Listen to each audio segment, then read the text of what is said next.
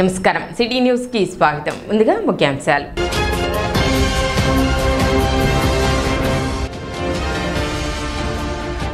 వాడి వేడిగా సాగిన మున్సిపల్ కౌన్సిల్ అత్యవసర సమావేశం.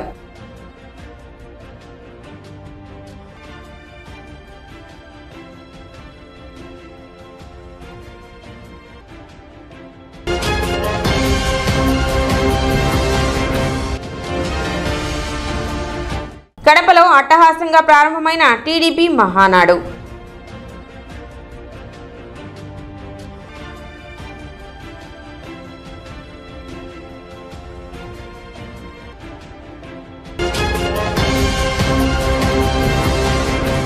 తెనాలిలో యువకులపై చట్టవిరుద్ధంగా వ్యవహరించిన పోలీసులపై శాఖాపరమైన చర్యలు తీసుకోవాలని సిపిఎం జిల్లా కార్యదర్శి నేతాజీ డిమాండ్ చేశారు. మంగళవారం తెనాలి ప్రజా సంఘాల కార్యాలయంలో ఏర్పాటు చేసిన విలేకరుల సమావేశంలో ఆయన మాట్లాడారు. బహిరంగ యువకులను కొట్టడం అమానుష్యమని, చట్టాలు ఏవి ఈ రకమైన హక్కులను పోలీసులకు ఇవ్వలేదని, చట్టాన్ని కాపాడవలసిన పోలీసులు చట్టవిరుద్ధంగా వ్యవహరించడం ఆమోదయోగ్యం కాదన్నారు. ప్రభుత్వం ఈ ఘటనపై సమగ్ర విచారణ జరిపి తగు చర్యలు తీసుకోవాలని ఆయన డిమాండ్ చేశారు. సమావేశంలో సిపిఎం నాయకులు ముల్కా శివసాంబరెడ్డి తదితరులు పాల్గొన్నారు. తెనాలి పట్టణంలో అమానుషంగా చట్టవిరుద్ధంగా వ్యవహరించినటువంటి పోలీసులపైన చర్యలు తీసుకోవాలని చెప్పేసి సిపిఎం పార్టీ గుంటూరు జిల్లా కమిటీ డిమాండ్ చేస్తూ ఉంది. నిన్న సాయంత్రం వైరల్ అయినటువంటి వీడియో ప్రకారం నెల రోజుల క్రితం కొంతమంది యువకులు పోలీసు మీద దాడి చేశారని చెప్పేసి అనేటువంటి అభియోగంతో అరెస్టు చేసి వాళ్ళ మీద ఈ రకమైనటువంటి చట్టవిరుద్ధమైనటువంటి దాడికి పాల్పడ్డారు. 24వ తారీఖు ఏప్రిల్లో రాత్రి ఈ సంఘటన జరిగిందని చెప్పేసి చెప్తున్నారు. 25 ఉదయాన్నే గురైనటువంటి కానిస్టేబుల్ అట్లాగే మిగిలినటువంటి కానిస్టేబుల్ని వెంటబెట్టుకొని ఈ ముగ్గురు నిందితుల ఇళ్లకు వెళ్ళి వాళ్ళని అరెస్ట్ చేసి తీసుకొచ్చారు. 25, 26, 27 మధ్యాహ్నం వరకు వాళ్ళు పోలీస్ కస్టడీలో ఉన్నారు. ఈ 2.5 రోజులు పైగా వాళ్ళని రకరకాలైనటువంటి చిత్రహింసలు పెట్టడం జరిగింది. అట్లాగే బహిరంగంగా నడి రోడ్డు మీద అందరూ చూస్తుండగా వాళ్ళని అమానుషంగా అరికాళ్ళ మీద కొట్టడం జరిగింది. ఈ కొట్టేటువంటి సందర్భంగా బాధితుడు ఒక అతను కాళ్ళు నొప్పి పెడుతున్నాయి అని వెనక్కి లాగితే ఇంకొక సిఐ ఆ కాళ్ళ మీద బూట్ కాళ్ళు వేసి తొక్కి మరో సిఐ ఆయన్ని కొట్టడం అనేటువంటి జరిగింది.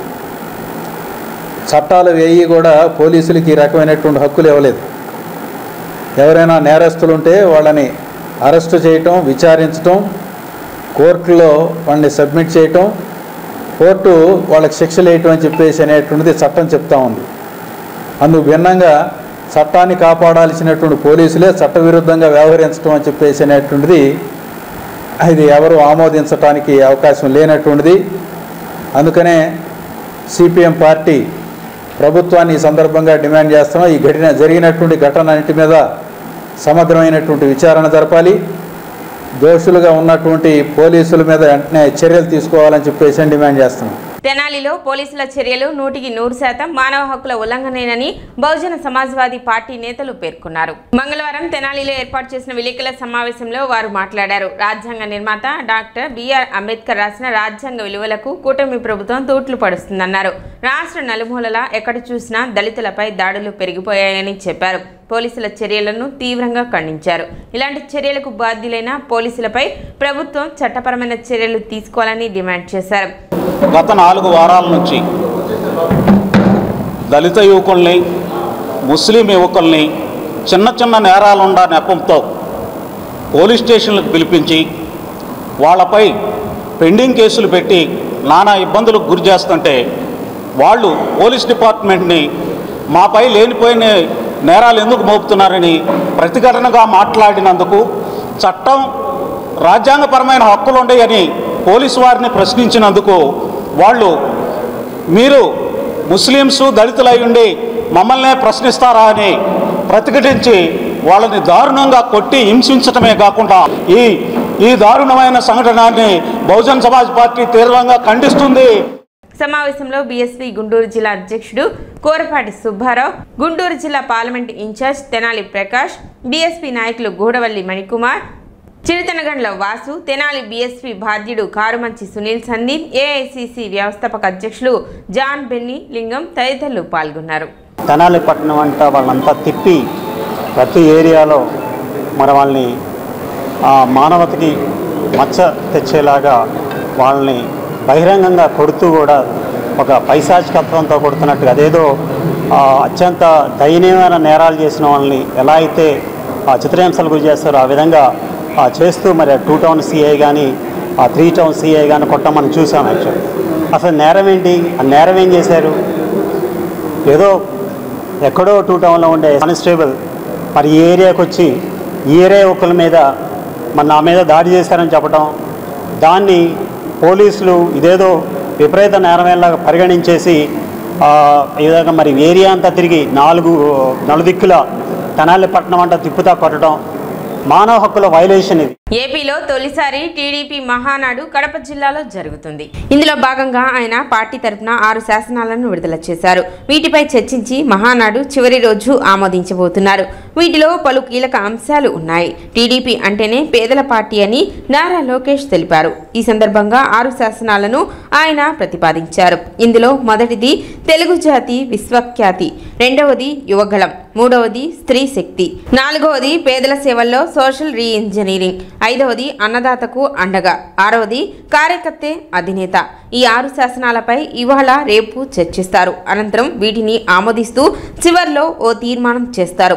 అనంతరం మంత్రి నారా లోకేష్ కీలక ప్రసంగం చేశారు. ప్రజలకు, పార్టీకి, కార్యకర్తలకు మంచి భవిష్యత్తు అందించాలన్న లక్ష్యంతో సరికొత్త నినాదాన్ని రూపొందిస్తున్నాము. దీనికోసం 6 శాసనాలు నేను ఈరోజు మీ ముందు ప్రతిపాదిస్తున్నా.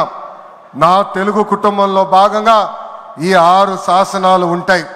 మొదటిది తెలుగు జాతి విశ్వఖ్యాతి, 2 యువగలం, 3 స్త్రీ శక్తి, 4 పేదల సేవల్లో సోషల్ రీఇంజనీరింగ్, 5 అన్నదాతకు అండగా, 6 కార్యకర్తలే అధినేత. ఇవి మన 6 శాసనాలు. మొదటిది తెలుగు జాతి విశ్వఖ్యాతి. నేడు దేశంలోనే తెలుగుదేశం వల్ల తెలుగు వాళ్ళకు ప్రత్యేక గౌరవం, గుర్తింపు వచ్చింది. ఆనాడు అన్నగారిని బర్తరఫ్ చేస్తే ఢిల్లీలో మెడలు వంచి తిరిగి ముఖ్యమంత్రి అయ్యారు అన్నగారు. అదే తెలుగు జాతి పౌరుషం. తెలుగు వారిని ప్రపంచంలో పెట్టింది మన చంద్రన్న. కులం, మతం, ప్రాంతం అతీతంగా అన్ని రంగాల్లో ప్రపంచంలోనే నంబర్ 1 స్థానంలో తెలుగు జాతి ఉండాలి. అన్ని రంగాల్లో మన తెలుగు వారు ముందు ఉండాలి.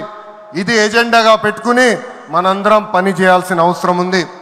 రెండోది యువగలం. తెలుగుదేశం పార్టీలో యువతకు పెద్ద పీట వేస్తున్నాం. వేదికమైన మీరు చూస్తే అర్థమవుతుంది.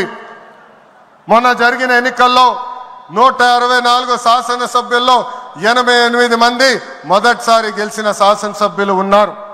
క్యాబినెట్లో కూడా తీసుకుంటే 25 మంత్రులకి ఏకంగా 17 మంది మొదటిసారి మంత్రులుగా కూడా నియమించారు గౌరవ జాతీయ అధ్యక్షులు చంద్రబాబు నాయుడు గారు. సీనియర్ని, జూనియర్ని గౌరవిస్తాం, పనిచేసే వాళ్ళని ప్రోత్సహిస్తాం. Mega DSC ప్రకటించాం. ఈ మెగా డిఎస్సి ద్వారా 16,347 ఉపాధ్యాయుల పోస్టులు వచ్చే నెల జూన్ మాసంలో కూడా మనం భర్తీ చేయబోతున్నాం. ఇంకా యువతకు 20 లక్షల ఉద్యోగాలు కల్పించే లక్ష్యంలో మన ప్రభుత్వం అడుగులేస్తుంది. మన రాష్ట్రంలో బలమైన యువ శక్తి ఉంది. వారికి సరైన అవకాశాలు అందిస్తే చూసుకుని పోతారు. అన్ని రంగాల్లో వారికి ఉపాధి, ఉద్యోగ అవకాశాలు కల్పించడమే మన లక్ష్యంగా పెట్టుకుంటున్నాం. అన్న ఎన్టీఆర్ మహిళలకు ఆస్తుల్లో సమాన హక్కు కల్పించారు. మహిళలకి ఆర్థిక స్వాతంత్రం ఇచ్చింది మన చంద్రన్న. ఉద్యోగ ఉపాధి అవకాశాల్లో మహిళలకు రిజర్వేషన్, మహిళలకు విశ్వవిద్యాలయాలు, దీపం పథకం ఇచ్చింది తెలుగుదేశం. రానున్న రోజుల్లో మహిళల్ని మరింత బలోపేతం చేసి స్త్రీ శక్తి ద్వారా మనం కృషి చేయాలి. సమాజంలో మార్పు రావాలంటే మన ఇంట్లో మార్పు మొదలవ్వాలి. పేదల సేవల్లో సోషల్ రీఇంజనీరింగ్. పేదరికం లేని సమాజం తెలుగుదేశం పార్టీ లక్ష్యం. ఇప్పుడు ఏకంగా భారతదేశంలో ఏ రాష్ట్రంలో ఇవ్వని విధంగా 4,000 రూపాయల పెన్షన్ మన చంద్రన్న అందిస్తున్నారు. వచ్చే నెలలో తల్లికి వందనం ఇస్తున్నాం. ఆగస్టు మాసంలో ఉచిత బస్ ప్రయాణం కూడా మన ప్రభుత్వం అందజేయబోతుంది. తెలుగుదేశం పార్టీ ఆవిర్భావం తర్వాత బడుగు బలహీన వర్గాలకి ఆర్థిక రాజకీయ స్వాతంత్రం వచ్చింది. పార్టీకి పునాదిగా ఉన్న మన బీసీలకి ఏకంగా స్థానిక సంస్థల ఎన్నికల్లో 33% రిజర్వేషన్ అందించింది తెలుగుదేశం పార్టీ. అందరికీ ఆమోదంతో ఏకంగా వర్గీకరణ చేసింది కూడా తెలుగుదేశం పార్టీ. అందుకే ప్రతి వర్గానికి న్యాయం చేయాలి, సోషల్ రీఇంజనీరింగ్ చేయాలనే లక్ష్యంగా మనందరం పెట్టుకోవాల్సిన అవసరం ఉంది. ప్రస్తుత పరిస్థితుల్లో అన్ని కులాలకు సామాజిక సమన్వయం కూడా అవసరం ఉంది. అన్నదాతకు తెలుగుదేశం ఎప్పుడు అండగా ఉంటుంది. వ్యవసాయం కరెక్ట్గా ప్రమోట్ చేస్తే బంగారం పండించే శక్తి మన రైతుల దగ్గర ఉంది.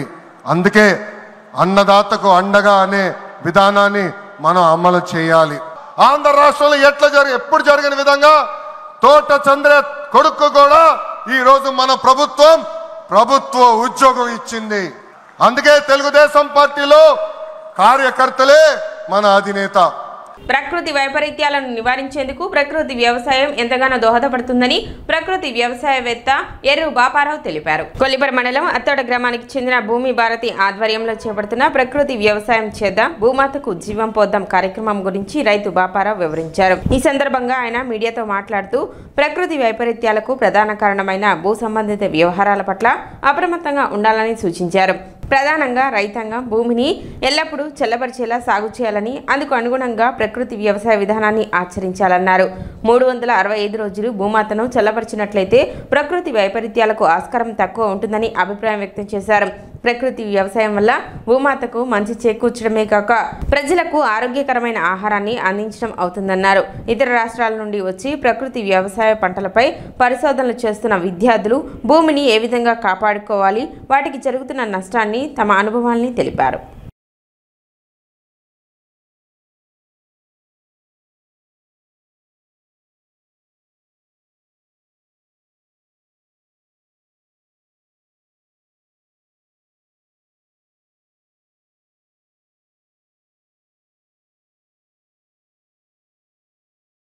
ఈరోజు మనం మన భూమి భారతి ప్రకృతి వ్యవసాయ క్షేత్రంలో ప్రకృతి వ్యవసాయం చేద్దాం, భూమాతకు జీవం పోద్దాం అనే ఒక నినాదంతో మేము ముందుకు వచ్చాం.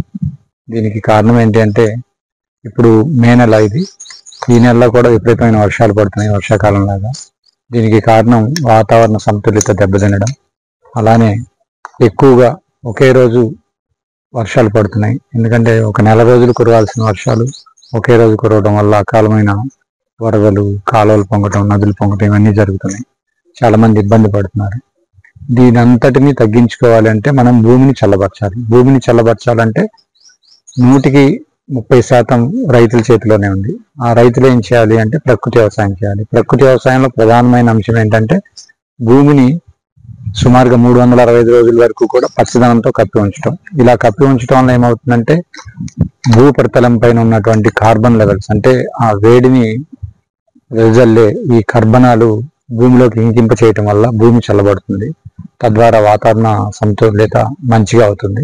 తద్వారా ఇలాంటి అకాల వర్షాలు, వరదలు రాకుండా ఉంటాయి. కాబట్టి ఎక్కువ మంది ఈ ప్రకృతి వ్యవసాయాన్ని అవలంబించాలి, దాని మీద ప్రచారం చేయాలి, దానికి ఎక్కువ మందికి అర్థమయ్యేలాగా చెప్పాలి. ఈ PMDS అంటారు, అంటే ప్రీ మాన్సూన్ డ్రైసింగ్, అంటే మనకి వర్షాలు వచ్చే కన్నా ముందే విత్తనాన్ని భూమిలో చల్లి, అంటే 30 రకాల విత్తనాలు, నూనె గింజలు, పప్పు గింజలు, తర్వాత రకరకాల గింజలన్నింటినీ కూడా భూమిలో చల్లి దానికి తడిపెట్టి వదలటం వల్ల అది పెరుగుతుంది. పెరిగిన తర్వాత ఫ్లవరింగ్ స్టేజ్ వరకు దాని నుంచి తర్వాత మళ్ళీ మొదటి క్రాప్ మనం పండిస్తాం. దీనివల్ల భూమిలో పోషకాలు పెరగటమే కాకుండా తద్వారా వచ్చే ఆహారంలో కూడా పోషకాలు పెరుగుతాయి. 18 రకాల సూక్ష్మ పోషకాలు పెరుగుతాయి. దీనివల్ల ఆహారం, మన ద్వారా తిన్న ఆహారం తిన్న వాళ్ళకి కూడా మంచి ఆరోగ్యం కలుగుతుంది. RYSS as a job purpose, not with full mind like natural farming and knowing about natural farming. Very less know about natural farming, but after coming to this place I know that this is like something project work and all, but after joining some immersion program, I will know about the soil and the natural farming and kunchum about the natural products. But when I come to Bhumi Bharti, it will be totally different. Totally different thing is that when I am eating natural products here, they will be like differently affect me. Firstly, my health is like when I go to open place, there is sunlight and all, I will be faint. My health is not good, and I have some migraine problems and all. But after eating these products, that product are natural, totally natural products, I eat and they affect me totally different. My health is totally different like this. The major learnings from my living in Bhumi Bharti is a seed, indigenous seeds product. They have 365 varieties of seeds here. Currently they have only 165, and these are indigenous seeds, and which is also part of 9 principles in APCNF. So the major learnings about the natural farming is like, due to this climate change, increase of carbon and all those things, we have to think what we are eating, what we are putting inside our body. So it's very initial stage for us to know about the food we are eating. So we have to eat natural food. So this is one major thing I have learned. And about the organization, it's like they have systematically made the organization to run smoothly. From ground level, they have ICRPs, to unit level, they have unit in charge, and to mandal level, they have MMTLs, and to district level, they have DPMU. So it's run smoothly. Yogandhra కార్యక్రమంలో భాగంగా మంగళవారం సచివాలయ ఉద్యోగులకు యోగా శిక్షణ కార్యక్రమాలు నిర్వహించారు. రాష్ట్ర ప్రభుత్వం వారి ఆదేశాల మేరకు జూన్ 21న జరగనున్న అంతర్జాతీయ యోగా దినోత్సవాన్ని పురస్కరించుకొని ఈ నెల 21 నుండి జూన్ 21 వరకు రాష్ట్ర వ్యాప్తంగా అన్ని పట్టణాల్లో యోగా మాసోత్సవాలు నిర్వహిస్తున్న నేపథ్యంలో తెనాలి పురపాలక సంఘ పరిధిలో మంగళవారం సచివాలయం ఉద్యోగులకు ఉదయం 7:30 నుండి ఇండోర్ స్టేడియం చెంచుపేట మరియు శ్రీ రామకృష్ణ కవి కళాక్షేత్రం నందు కమిషనర్ బండి శేషన్న ఆధ్వర్యంలో యోగా శిక్షకులచే యోగా శిక్షణ కార్యక్రమాలు నిర్వహించారు. కమిషనర్ బండి శేషన్న మాట్లాడుతూ ప్రభుత్వం ఆదేశాల మేరకు అంతర్జాతీయ యోగా దినోత్సవం పురస్కరించుకొని యోగా శిక్షణ తరగతులు నిర్వహిస్తున్నట్లు పేర్కొన్నారు.